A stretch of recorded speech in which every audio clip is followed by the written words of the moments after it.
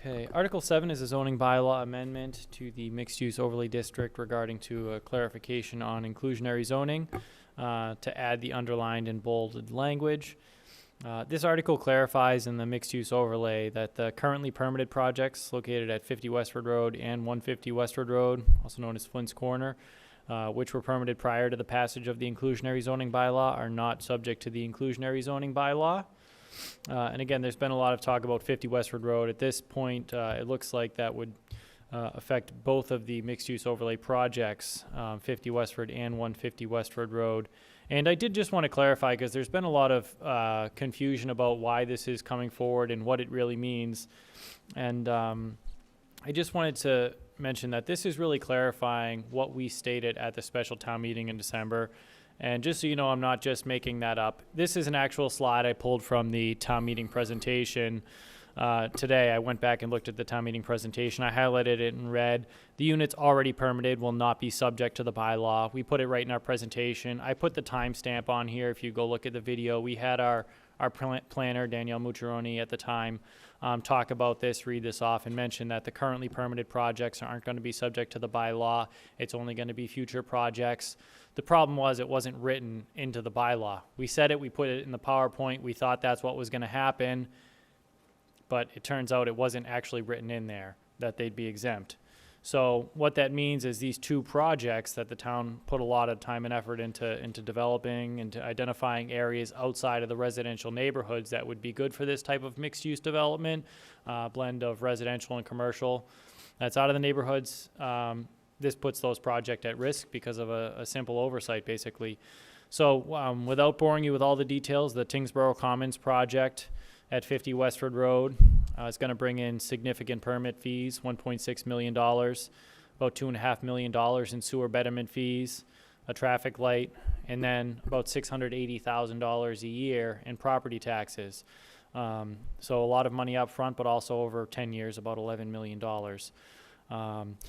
Flint's Corner project is estimated to bring close to $300,000 in permit fees. That's great one-time revenue. We actually received a $2.5 million MassWorks grant, which was predicated on the town having a large development in that area. That was to widen the intersection, to get new streetlights, to get new sidewalks, to get better pedestrian connectivity in that area. That project's going to bring over $500,000 a year in real estate taxes. Over the next 10 years, what do these two projects mean? About $16.7 to $19 million in revenue coming into the town of Tyngsboro. To go to some of the golf course considerations that we talked about, I think we haven't really had this discussion, but this is a lot of potential revenue that the town is planning on but hadn't earmarked for anything yet. There's a lot of potential places it could go. It could be the golf course. It could be a public safety building.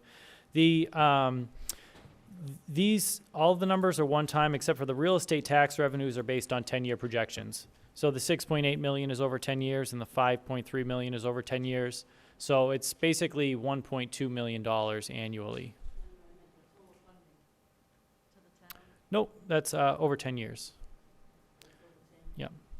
The annual tax contribution moving forward is about $1.2 million for the two projects. The first 2 to 3 years during development, it's significantly higher. There's close to $2 million in permit fees, well over $2 million in sewer betterments. The developers are contributing hundreds of thousands of dollars in additional infrastructure improvements. And so we've highlighted there about $11 million total investment over 10 years in Tyngsboro Commons and $8 million for the Flint's Corner project. And basically what made these projects exciting to the builders is because the whole mixed-use overlay aspect with that blending of residential and commercial allowed them to build market rate units. We had planned on those market rate units being built and our affordable housing planning. Since we're significantly over the 10% mark right now, at the over 11% actually, even with these units being built, we were still going to be above the 10%, so we felt comfortable with the current permitted projects being exempted and only new projects having to be included. But this one sentence in bold and underlined wasn't in there, and because those projects didn't have a shovel in the ground, it creates an issue for their financing, which could put them on hold or terminate them altogether. So there's a lot riding on this very small tweak to the language. And the Board of Selectmen hasn't officially taken a position on it yet, so I do want to be clear with that. They're expected, I think, to take a position probably before town meeting. We've really been trying to look into the potential ramifications of it. The board has before making a decision. And so they're expected to make a decision the night of town meeting, their official recommendation.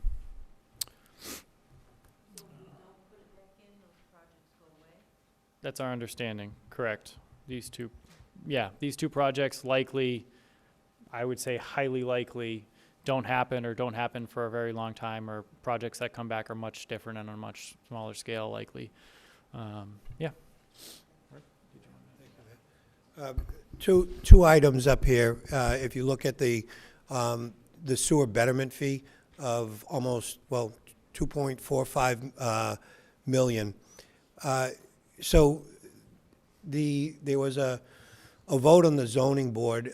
They went for relief from the inclusionary zoning, and that failed. And Flint's Corner would have the right to do the same thing, to go to the zoning board and ask for relief, whether this passes or not. So if we enforce inclusionary zoning on the first project, we will probably face, and we've been talking to legal counsel, and we have several more meetings scheduled with them as they research this. What we could potentially lose, probably a large portion of that 2.4 million. It could go down to 300,000. That sewer line is already in the ground, so that could potentially cost our town $2 million if we went to court and lost. So we would, that's a gamble. If I move down to the Flint's Corner, we have a $2.5 million Mass Works grant. Potentially, if that project didn't go through, we could potentially lose that and have to pay that back. So that would have a negative impact of probably just under $5 million, potentially on these. So these are the figures that are out there, and this is what we have potentially to lose. Not saying that we would lose either. Maybe we might win, but there's risk involved.